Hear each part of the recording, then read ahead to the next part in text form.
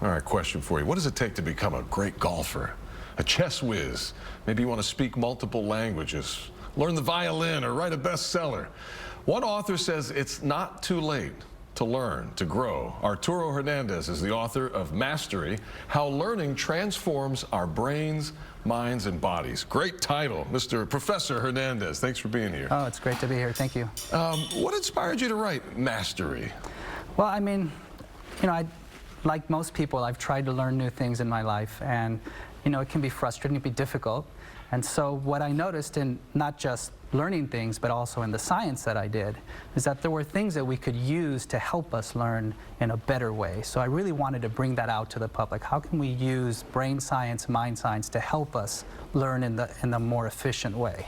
Yeah, I mean, I just kind of just say it randomly. I'm getting old. Like, I feel like age is a barrier to learning, but you're here to say, no, it's not, and there's science to back us up, that we can learn really almost at any age, right? That's true. We actually do learn at any age. I mean, if you drive through Houston, for example, you'll notice that there's a lot of construction, and we have to adapt to a changing environment, and humans are really, really good at this.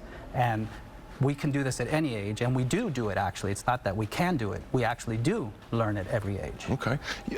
We've heard the expression, practice makes perfect. Is there a right or a wrong way to practice, and does it change with when we age?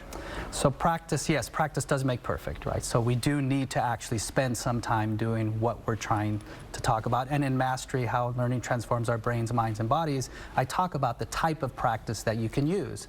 The practice is what's called deliberate practice. So you practice with some feedback, telling you whether you're going in the right direction or maybe not quite in the direction you want to go. And that feedback helps you to adapt. But there is a little small hint, which is sometimes people think more practice is better. And that can be true, but remember, if there's too much practice, there can also be burnout or injury. Interesting. Do our brains change over the years in terms of how we learn? I mean, I think of my young children as a sponge. They soak up everything. And I think I'm a little more hard-headed today. How do we get over that and still learn at this age? So I'll tell you something surprising that people don't know about usually. I talk a little bit about this in my book, and I've done it in my research. Adults are actually better language learners than kids. Yeah, we know a lot of things. We can take a class, we can learn some grammar, we can learn some vocabulary, and we can be very quickly talking to people. Kids learn a little bit more slowly. You feel like they're sponges. They learn very quickly, but they also forget quickly. So the advantage of being actually older is we can actually remember and use what we know to help us learn new things. And that sometimes we underestimate the ability of the adult to learn. Interesting. Yeah, I mean, I sort of just assume, like, okay, well, my body's getting older, my brain's getting older too. If my body's not functioning as well, my brain's not either. Am I wrong? I mean, it's functioning differently. So in fact, as we get older, our brains become more efficient because we don't have as much battery power as when we're young, right? Our hearts don't beat as much blood, the blood doesn't flow the same, our bodies don't operate the same. So we actually have to be efficient, and our brains become really efficient at learning what we have to do. Yeah. So I guess one of the goals of the book, if not maybe the main goal, is to try to help folks like me who aren't really sure how to start, or we find ourselves running into barriers. Is this book going to help me work through that and get to that goal that I've set for myself? Absolutely. The idea is to start small. Yeah. Right? So there's a lot of science around people learning soccer, learning chess, learning language. I have some examples of myself. I learned German when I was 35, which was difficult.